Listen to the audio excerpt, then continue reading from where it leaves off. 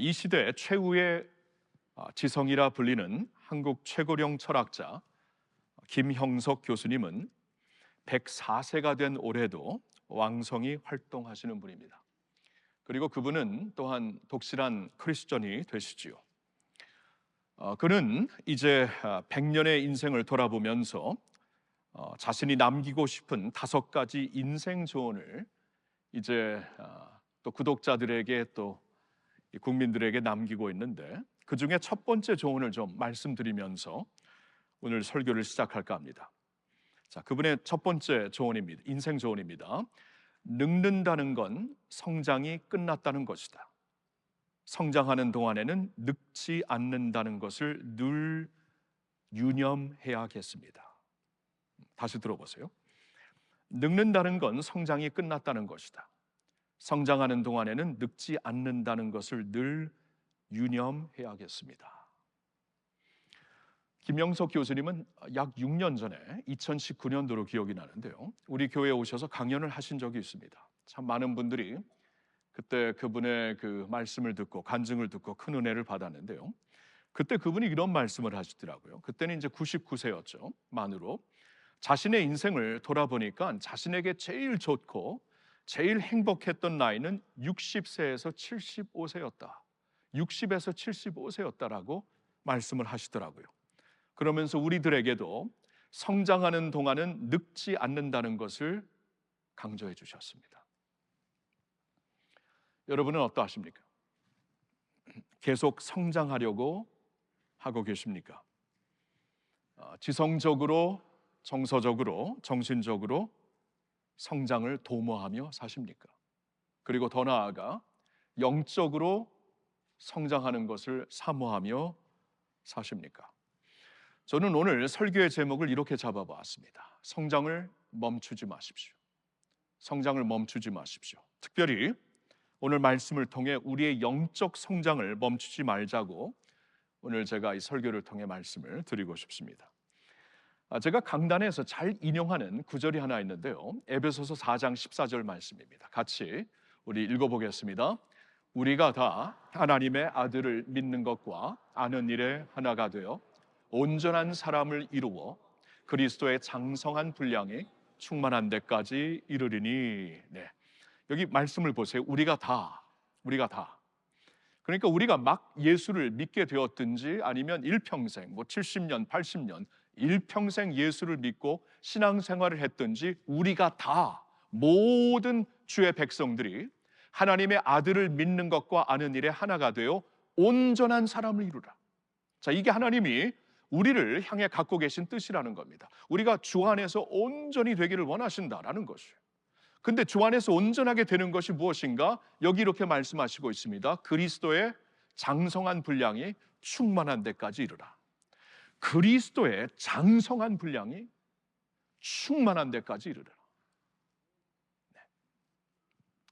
여러분, 그리스도의 장성한 분량이 충만한 데까지 이르는 것, 이거 우리가 10년, 20년에 끝낼 수 있는 것일까요?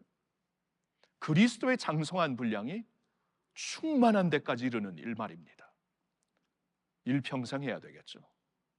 일평생 해야 되겠죠. 100년을 살지라도 여전히 우리 앞에는 그리스도의 장성한 분량이 충만한 데까지 이르러야 되는 그러한 거룩한 숙제가 남아 있는 것이에요. 그렇죠? 성장을 멈추지 마셔야 합니다. 자, 오늘 본문에서도 같은 말씀을 우리에게 주시고 있어요. 오늘 베드로전서 2장 2절의 말씀을 보니까 이런 말씀이 있습니다. 너희는 갓난 아기들 같이 순전하고 신령한 젖을 사모하라. 이는 그로 말미암아 너희로 구원에 이르도록 자라게 하려 함이라. 그로 말미암아 너희들이 구원에 이르도록 자라게 하려 함이라. 성장하라, 이 말씀이에요. 성장하라. 성장을 멈추지 마라. 자, 그런데 여기서 이제 한 가지 조금 짚고 넘어가야 되는 말씀이 하나 있죠. 구원에 이르도록 성장하라라는 말씀이 무엇을 뜻하는가? 이 구원이 계속 차츰차츰 이루어진다는 것인가? Yes and no입니다. Yes and no. 여러분, 어떤 면에서는 구원이 이미 이루어졌어요. 단순간에 이루어졌어요. 우리가 예수님을 믿고 영접하는 그 순간 우리는 죄와 사망의 법에서 해방이 되었습니다. 예수님을 믿는 그 순간 죄에서부터 해방된 죄사함의 구원은 단번에 이루어졌죠. 그러나 예수님을 닮아가는 우리의 sanctification, 우리의 성화의 과정, 예수님을 닮아가고 예수님의 은혜 안에서 자라가는 것은 일평생 가는 것이죠. 그렇죠? 일평생 그리스도의 장성한 분량이 충만한 데까지 일평생 가는 것이죠. 그 면을 지금 여기서 말씀하고 있는 것이에요. 하나님이 이제 베드로 사도를 통해 우리에게 주시는 말씀이 이 구원에 이르도록 계속 자라가라. 이면에서 그리스도를 닮는 일, 그리스도의 은혜 안에서 주 안에서 자라가는 일을 계속하여라 라고 말씀을 하시는 것이죠. 성장을 멈추지 마라 말씀하시는 겁니다. 그래서 우리 오늘 이 말씀 앞에서 우리 자신을 돌아봐야 돼. 내가 진짜 성장을 멈추고 있는가? 그렇죠? 이만큼 믿고 알았으면 됐다라고 혹시 성장을 멈추진 않았습니까? 성장을 멈췄다면 아무리 청년일지라도 이미 영적으로는 힘이 빠진, 그렇죠? 영적으로 늙은 사람이 되는 것이고, 아무리 나이가 들었을지라도 성장을 멈추지 아니하면 우리는 계속하여 장성한 청년처럼 달려갈 수가 있다라는 것입니다. 그렇죠? 이 말씀을 오늘 주시고 있어요. 자, 오늘 이 말씀을 우리가 이제 전체적으로 좀 보기를 원하는데요. 이제 1절, 2절, 3절을 보았기 때문에 메인 메시지는 2절에 있지만 연결되는 1절과 3절도 같이 좀 보도록 하겠습니다. 자, 2장 1절은 이렇게 2장 1절 우리 한번 같이 읽어보겠습니다. 다 같이. 그러므로 모든 악독과 모든 기만과 외식과 시기와 모든 비방하는 말을 버리고, 자, 그러므로라고 시작이 되고 있죠. 그러므로. 여러분, 그러므로라고 시작되는 그 말씀이 있을 때마다 바로 앞에 있는 말씀과 연결해서 주시는 메시지다라고 우리가 생각하면 되는 것입니다. 바로 앞에 무슨 말씀이 있었습니까? 우리가 지난주에 이 말씀을 보았는데 1장 22절부터 25절까지는 거기서 이제 하나님은 우리에게 서로 사랑하라, 서로 뜨겁게 사랑하라 라고 말씀을 하십니다. 근데 서로 뜨겁게 사랑하라고만 말씀하시는 게 아니라 너희가 말씀으로 거듭났기 때문에, 하나님의 말씀으로 변화되고 거듭났기 때문에 이제는 사랑할 수 있는 자들이 되었다. 그러므로 이제 서로 뜨겁게 사랑하라라는 말씀이 바로 앞부분에 있었어요. 그래서 이 말씀과 연결해서 주시는 말씀입니다. 그러므로 그렇게 서로 뜨겁게 사랑하라. 말씀으로 우리가 거듭났고 하나님의 말씀은 쇠하지도 않고 패하지도 않고 그 풀은 마르고 꽃은 시드나 하나님의 말씀은 영원하다라는 말씀을 주시면서 그 말씀으로 거듭난 자들로서 서로 뜨겁게 사랑하라. 그러므로 이렇게 연결이 되는 겁니다. 자, 그러므로 이제 버려야 될 것이 있다고 하죠. 버려야 될 것이 있다고 하는데 제일 처음으로 악독을 버려라. 악한 마음을 버려라. 악한 생각을 버려라. 그런 것이죠. 악한 생각. 그러니까 우리가 이제 살다 보면은 감정적으로는 상할 수가 있죠. 감정적으로 막 우리의 비율을 상하게 만들고 억울하게 만들고, 그래서 감정적으로는 화나고 힘들고 이렇게 이제 좀 미워하는 마음이 생길 수가 있지만, 감정은 뭐 우리가 어떻게 할 수 없죠. 그러나 그 감정을 계속 품고 있지 말아라. 악독을 품지 말아라. 악한 마음을 갖지 말아라. 이것을 버려라. 그렇죠? 서로 뜨겁게 사랑하라고 했으니까 이 악한 마음부터, 생각부터 우리가 정리를 해야 되는 것이, 이게 하나님의 뜻이 아니구나. 이걸 빨리 버려야 되겠다. 하나님이 우리에게 악한 마음을 품고 계셨으면 우리 어떻게 구원받습니까? 우리가 어떻게 은혜를 받습니까? 그렇죠? 그러니까 하나님의 그 사랑을 기억하면서 너희도 악한 마음을 버려라. 그리고 두 번째로 버릴 것은 기만이라고 나와 있는데, 이 기만이 무엇인가? 저는 이 무슨 말인지 몰랐는데 영어로 보니까 deceit로 나와 있어요. deceit, deceiving. 그게 속임수를 말하는 것입니다. 사람이 미우니까 악한 마음을 갖고 그 사람에 대해서 막 진리가 아닌데 막 루머를 퍼뜨리는 것이. 그러니까 내가 직접 듣지도 못하고 보지도 못했는데 루머일지도 모르는 말을 그냥 막 퍼뜨리는 그러한 기만을 이제 버려라, 그 말씀이죠. 세 번째로 버려야 될 것은 그 외식이라고 그렇습니다. 외식, 위선을 가리키는 것이죠. 위선. 그러니까 이것은 나의 모습인데 나의 내가 아닌 그 모습이 나의 진짜인 것처럼 사람들에게 보이려고 하는 이러한 위선을 버려라. 우리 다 망가졌어요. 지난주에 우리가 이렇게 부서진 그 도자기를 보았죠. 부서진 도자기를 주님께서 이렇게 다 은혜로 붙여주시는데 우리 다 부서진 사람입니다. 이렇게 위선을 갖고 살지 말아야 된다.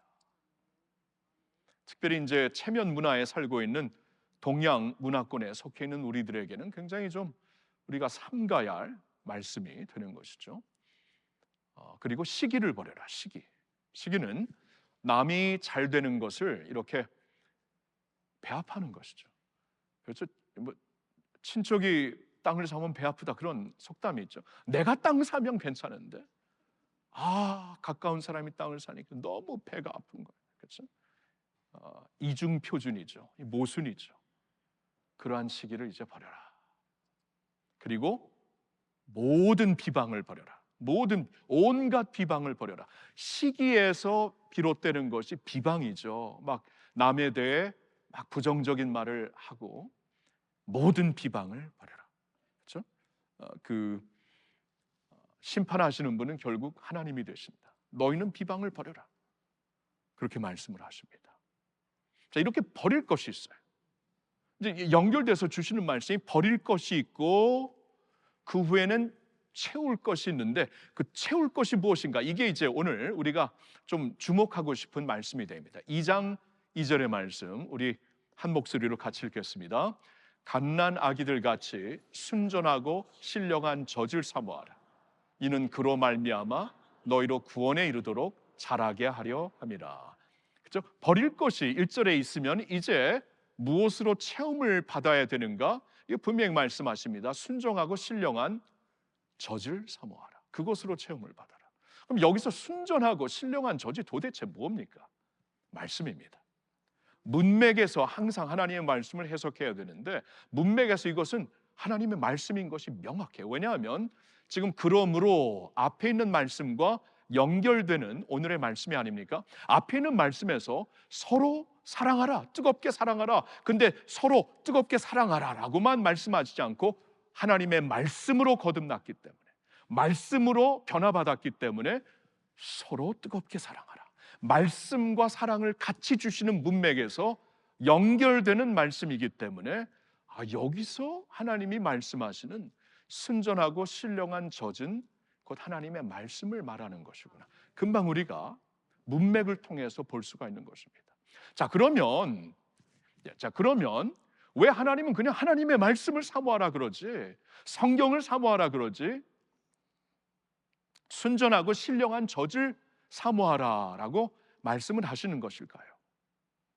그 이유는 우리가 성장해야 된다. 성장의 중요성을 강조하시기 위해 이 표현을 쓰는 것입니다. 갓난 아기처럼 순전하고 신령한 젖을 사모하라. 그리하여 그리스도 안에서 이 그리스도를 향해 우리가 이 구원에서 자라게 될 수 있는 것이다 라고 말씀을 하는 거예요. 자, 자라라는 것을, 성장하는 것을 강조하시기 위해 우리에게 신령하고 순전한 하나님의 말씀, 젖과 같은 하나님의 말씀을 사모하라 라고 말씀을 하는 것이에요. 자, 이 표현을 보세요. 갓난 아기가 젖을 사모하듯이. 여러분, 갓난 아기를 보면은요, 엄마의 젖을 사모하죠. 갓난 아기가 뭐 커피 달라고 우는 거 봤어요? 그렇죠? 미숫가루 달라고. 여러분, 그런 거 주면은 계속 더 울 겁니다. 엄마의 젖을 원해요. 모든 자랄 수 있는 성분이 거기에 있기 때문에 이 신체적으로 자연스럽게 엄마의 젖을 찾는 거예요. 그렇게 하나님의 말씀을 찾아라, 그 말씀이에요. 이 갓난 아기가 막 자라는 것을 한번 보세요. 막 성장을, 우리가 이제 사는 동안에 가장 빨리 성장할 때가 갓난 아기 때죠. 저희가 이제 지난 11월 중순까지 안식년을 갖고 왔기 때문에 이 손녀딸과 그때까지 막 이제 시간을 보내고 지금 시간이 지난 지 고작 4개월뿐이 안 됐어. 4개월뿐이. 근데 이렇게 영상 통화를 하면 얼마나 잘하는지 모릅니다. 너무나 빨리 자란 거랬죠. 아내가 오기 전에 이제 예쁜 잠옷을 사주고 왔어요. 너무 좋아해갖고 이 잠옷을 입으니까 이제 얘가 잘할 걸 알고 이 발목까지 닿는 잠옷을 사줬는데 지금 불과 4개월 됐는데 미니 스커트가 되겠어요. 미니 스커트. 아직도 그걸 입고 있는데, 이게 어떻게 이렇게 자랐는가? 그리고 이제 막 뭐 지적으로도 정서적으로도 막 자라갖고 이제는 뭐 문장이 꽤 길어졌습니다. 막 자라죠. 그렇죠? 가난아기가 순전한 젖을 사모하면서 막 자라듯이. 그러니까 거기에 자랄 수 있는 모든 성분이 있는 것이에요. 근데 여기서 이제 하나님이 주시고자 하는 말씀은 명확하죠. 하나님의 우리에게 허락하신 순전하고 신령한 젖이 무엇인가? 하나님의 말씀이다. 그 말씀을 순전한 말씀으로 받아들여라. 그렇죠? 사람의 철학과 이렇게 함유된 그러한 말씀이 아닙니다. 세상의 어떠한 전통과 세상의 어떠한 그 관습과 이렇게 섞인 그런 말씀이 아니라 순전하게, 순전한 하나님의 말씀. 동양에서 전파되든 서양에서 전파되든 아프리카에서 전파되든 하나님의 말씀은 똑같아요. 2000년 전에 전파되었던 2000년 후에 똑같은 하나님 말씀입니다. 이게 변하지가 않아요. 변하면은 문제가 있어요. 하나님의 말씀이 타협이 되면 문제가 있어요. 이 성분이 타협된 것입니다. 이렇게 잘할 수가 없어요. 하나님의 말씀으로 살아라. 말씀을 사모하라. 이제 그런 말씀이 되는 것이죠. 자, 이게 이제 메인 메시지예요. 가난아기처럼 너희도 젖을 사모해야 되는데 하나님이 우리를 위하여 허락하신 순전하고 아주 그 신령한 젖이 있다. 이걸 먹으면 자란다. 이걸 먹고 마시면 자라는 것이다. 아기가 먹고 마시면서 자연스럽게 자라는 것처럼 이것을 너가 먹고 마시면 자라는 것이다. 이 말씀으로 자라라. 성장을 말씀으로 멈추지 말라. 이 말씀을 해주시는 거예요. 자, 그러면서 한 구절이 더 있죠. 이 메인 메시지는 2절에 있는데 한 구절이 더 있으면 3절의 말씀인데 우리 한번 같이 볼까요? 너희가 주의 인자하심을 맛보았으면 그리하라. 자, 너희가 주의 인자하심을 말씀을 통해 맛보지 않았는가? 우리가 간 믿었던 오래 믿었던 말씀으로 우리가 은혜를 받고 말씀으로 거듭나고 하나님의 말씀으로 깨달음을 갖고 감동을 받고 그러거든요. 하나님의 말씀은 살았고 활동력이 있어서 우리의 심령을 움직이고 우리의 심령을 새롭게 하는 하나님의 말씀이라 그랬잖아요. 그 말씀을 통하여서 주의 인자하심을 맛보지 않았네.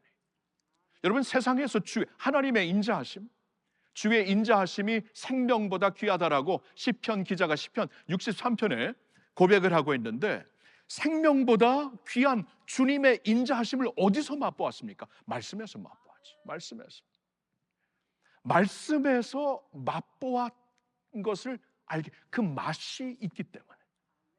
이 세상에서 모방할 수 없는 맛이 다 있잖아요. 지금 하나님 말씀에서 내가 찾은 그 달고 오묘한 그 말씀, 이 영원한 하나님의 말씀, 이게 다 있잖아요, 우리 안에. 그렇죠? 그 말씀을 한번 맛본 사람으로서 계속 그 말씀 사모하라. 하나님이 계속 그 맛으로 채워주고 더 채워준다.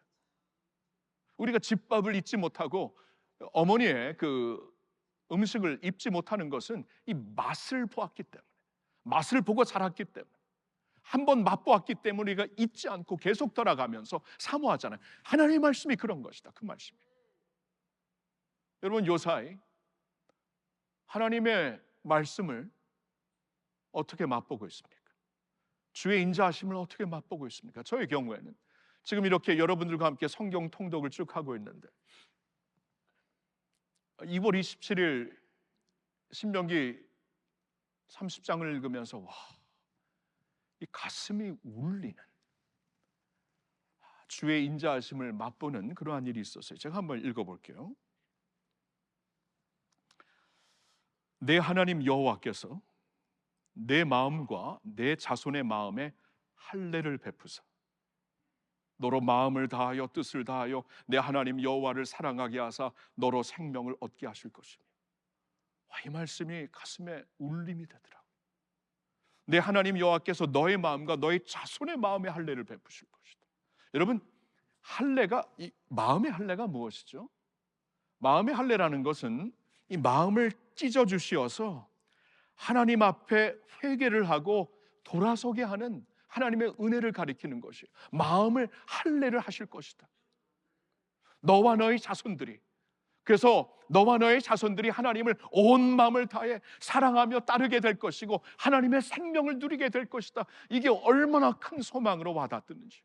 왜냐하면 저도 부모로서, 여러분 부모로서 다 이런 기도가 있지 않습니까? 우리 자식들을 위해 기도할 때, 자손들을 위해 기도할 때 하나님을 인격적으로 하나님의 인자하심을 깊이 만나게 해주세요. 우리가 간절히 절실히 원하고 있지 않습니까? 저도 그래요. 근데 부모가 간절히 원한다고 이게 되던가요? 부모가 간절히 원해서 잔소리한다고 아이들이 바뀌어지던가요? 안 바뀌어져서 우리가 안타까워하죠. 근데 하나님이 말씀을 하세요. 내가 너희와 너희 자손들의 마음을 할례할 것이다. 하나님이 할례하시면 되죠. 하나님이 할례하시면 사람들이 잔소리를 해서 부모 세대가 막 그냥 압도적으로 막 가르쳐갖고 이건 뭐 마음이 변하지가 않는데, 하나님이 마음을 할례하십니다. 이 마음이라는 것은 돌같이 완고한 것입니다. 사람의 마음을 누가 바꿀 수가 있어요? 근데 하나님께서 그 마음을 할례를 해주시겠다. 우리 자녀들에게 마음을 할례해 주시어서 그들로 하여금 회개를 일으키실 것이고 그들로 하여금 하나님께 돌아가게 할 것이다. 그래서 하나님을 온 마음을 다해 사랑하게 할 것이며 하나님의 생명을 누리게 할 것이다. 여러분, 이 약속을 주시는데 가슴이 뛰더라고요. 그리고 우리 교회의 부모 세대, 우리 조부모 세대의 간절한 기도, 넘버원, 리스트에서 넘버원은 항상 우리 자녀들입니다. 자녀들을 위해 간절히 기도하십니다. 부모님들과 조부모님들을 가슴에 품으면서 기도하니까 여러분이 이 말씀이 얼마나 큰 힘이 되던가요? 하나님이 우리 자녀들의 마음을 할례하실 줄로 믿습니다. 이게 소망이죠. 이게 소망. 하나님이 할례하시면 어떤 완고한 마음이라도 변하지 않겠습니까? 근데 약속을 주시는 거예요. 여러분, 이런 약속 세상에서 어디서 봤습니까? 넷플릭스 하루 종일 봐봐요. 그런 약속 못 봅니다. 그렇죠? 하루 종일 봐요. 인터넷을 그냥 하루 종일 뒤져봐요. 인터넷 뉴스를 그냥 하루 종일 봐요. 이런 말씀 없습니다. 이렇게 심령을 찌르고 심령 안에 은혜를 주시고 소망을 주시고 무너진 자를 일으켜 주시고 쓰러진 자를 다시 새롭게 하시는 주님의 인자하심을 어디서 찾을 수 있어요? 하나님의 말씀뿐인 줄로 믿습니다. 너희가 이것을 맛보았으니까 알지 않냐? 계속 찾아라. 이사야 55장을 보니까 이렇게 초대를 하시죠. 배고픈 목마른 자들아 다 내게로 와라. 와서 나의 그 물을, 나의 포도주를, 나의 젖을 사되 값없이 사서 먹어라. 값없이, 이건 값으로 내가 거저준다. 포도주와 젖을 거저주겠다. 포도주 상징을 할 때 성경에 보면 성령, 젖, 하나님의 말씀 거저주시겠다. 진수성찬을 차려놓고 와서 먹으라 그래. 배고픈 자들아, 줄인 자들아, 목마른 자들아 오너라. 그렇죠? 우리를 부르시고 있어요. 그렇죠? 세상에서 너무나 군것질하니까 아버지의 진수성찬이 안 보일 수가 있습니다. 그러지 말라는 것이. 거기서 맛보았던 것, 거기서 다시 찾을 수 있다. 세상의 것들로 군것질하지 말고 오직 아버지께서 채우실 수 있는 그의 밥상에서 밥을 먹으며 거저 먹으며 충만하게 되며 말씀 가운데 충만하게 되어서 그리스도의 장성한 분량이 충만한 데까지 이르기를 예수님의 이름으로 축원합니다.